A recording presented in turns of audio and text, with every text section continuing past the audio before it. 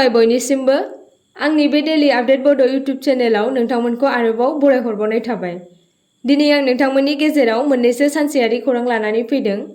आं आसा खालामो नोंथांमोना भिडिअखौ जोबजासिम नायलांगोन आरो मोजां मोनगोन आरो लोगोसे चेनेलखौ साबस्क्राइब खालामनानै लागोन। दिनैनि गिबिसिन खौराङाव दङ पेरास्टामलजों लोगोसे गासै 53 मुलिफोरा गुन गोनां आनजाद नायनायाव फेलें जादों। सेन्ट्रेल ड्राग स्टेन्डार्ड कन्ट्रल अर्गानाइजेशनआ 53 मुलिफोरखौ लेबेल खालामदों, जायनि गेजेराव बांसिनानो सानफ्रोमबोनि लोमजानाय साजानायाव बाहायजानायफोर दङ, जायखौ आनजाद नायनायाव नांगौ बायदि गुन मोननाय जायाखै। बेफोरनि बाहायनाय आरो रैखाथिनि बागै सोंलु सिखांदों। मिरुआरि मुलि सामलायग्राया आगस्त 2024 मायथाइनि फोरमायथियाव पेरास्टामल, पेन डि, केलसियाम आरो भिटामिन डि, सुफुंनाय प्रेसारनि मुलिफोर आरो माखासे डायबेटिस बेरेखा टेब्लेटफोरखौ मानगोनां गुननि नङा महरै थाखो रानदोंमोन। CDSCOनि बायदिब्ला एलकेम लेबरेटरिज, हिटेरिय ड्राग्स, हिन्दुस्तान एन्टिबाय'टिक्स लिमिटेड आरो कर्नाटका एन्टिबाय'टिक्स आरो फार्मासिउटिकेल्स एलटिडि जों लोगोसे गोबां मुंदांखा कम्पानिफोरा बे मुलिफोरनि दिहुननायाव लोब्बा दङ। मिन्थिनाय बायदिब्ला एलकेम सावस्रि बिगियाननि एन्टिबाय'टिक्स क्लेभाम 625 आरो फेन डि खौ कलकातायाव मोनसे मुलि आनजाद नायग्रा सुबिदाजों नंखाय फोसावनाय जादों। बे आनजादसालियावनो मोननो हादोंमोन दि हायद्राबादनि हिटेर'निफ्राय सेप'डियाम XP50 ड्राइ सासपेनसन, जायखौ गोब्राब बेक्टेरिया सन्देरनायाव गथ'फोरनि थाखाय होनाय जायो, बेयो गुन गोनां नङामोन। कर्नाटका एन्टिबाय'टिक्स आरो फार्मासिउटिकेल्स एलटिडि नि पेरास्टामल टेब्लेटफोराबो गनायथाव नङि गुननि बागै सोंलु सिखांदों। बिनि सिगाङाव आगस्तआव मिरुआ रैखाथिनि थाखाय 156 फिक्स्ड ड'ज कम्बाइनेशन मुलिफोरखौ बन्द खालामदोंमोन।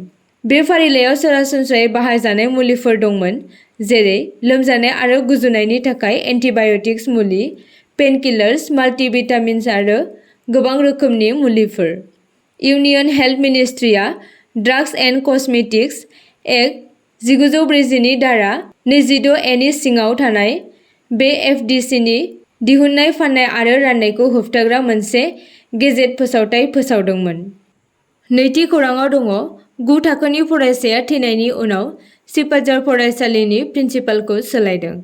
आसामनि सिपाझारनि गंसे गोजौ फरायसालियाव थाखो 9 नि सासे फरायसाया दुखुनांथावै रुंसारि जानायनि उनाव प्रिन्सिपाल, इनचार्ज आरो सा 11 गुबुन फोरोंगिरिफोर आरो फोरोंगिरि नङै मावफारियाफोरखौ सोलायदों। रायजोनि सोलोंथाइ मन्थ्रि रनज पेगुआ बिबानाव थानाय जानकि डेका आरो सा 11 गुबुन सुबुंफोरखौ दरं जिल्लानि सिपाझारनि पदमपुकुरि गोजौ फरायसालिनिफ्राय सासे फरायसाया थैनायनि उनाव ट्रेन्सफार खालामनाय जादों।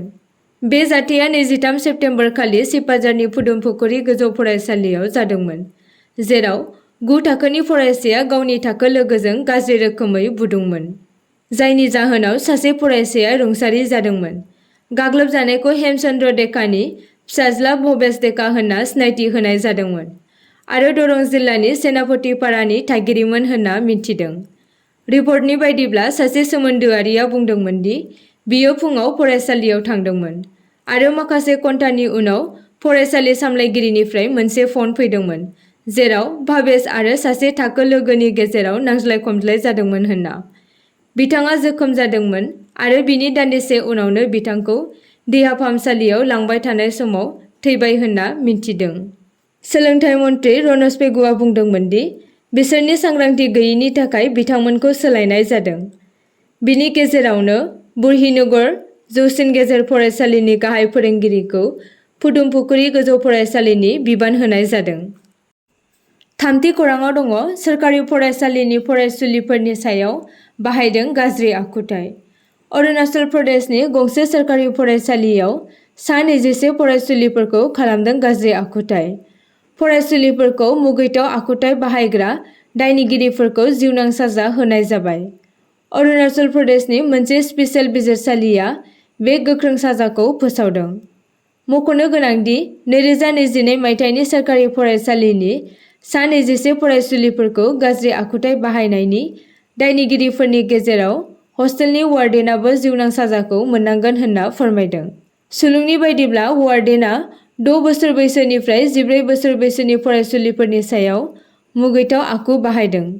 हस्टेलनि वार्डेन युमकेन बाग्राखौ जिउनां साजा फोसावनायजों लोगोसेयैनो फरायसालिनि गाहाय फोरोंगिरि सिमटुम अरफेन आरो हिन्दी फोरोंगिरि मारगम गमदिरखौबो 20 बोसोर जोबथेसालिनि अरुणाचल बिजिरसालिया पस्क' आयेननि हेफाजाबै दायनिगिरिफोरखौ गोख्रोङै साजा फोसावदों।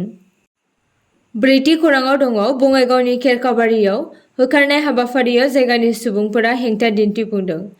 श्री जेनग्राम खाजोना बेंखननि सिङाव खेरखाबारियाव नर्थ सालमारा साब डिभिजन खुंथायनि दैदेननायाव आयेन बेरेखा थागिबिफोरखौ होखारनाय हाबाफारि लादोंमोन।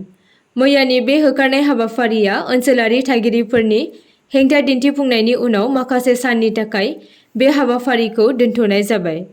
बे हाबाफारिनि थांखिया जाबाय मोनसे एग्रिकालचार रिसार्च सेन्टार लुनो थाखाय 185 बिगा सोरखारि हाखौ आयेन बेरेखा थागिबिफोरनिफ्राय लांदां खालामनाय। जेब्ला गोबां गामियारिफोर आरो आइजोफोरा होखारनायनि बेरेखायै ओंखारबोदोंमोन, अब्ला दावराव-दावसि सोमजिदोंमोन। बिसोरो बिबानगिरिफोरजों गायसनजानाय बेराखौ सिफायदोंमोन, जायनि जाहोनाव मावख'आरिफोरजों दावराव-दावसि जादोंमोन आरो आइजोफोरा सोरखारनि होखारनाय हाबाफारिनि बेरेखायै सोमावसारदों। थागिरिफोरा दाबि खालामदोंमोन दि बिसोरखौ होखारनायनि सिगां जेबो नटिस होनाय जायाखैमोन, जायनि जाहोनाव थागिबिफोरनि गेजेराव गोनो-गोथो सोमजिदों।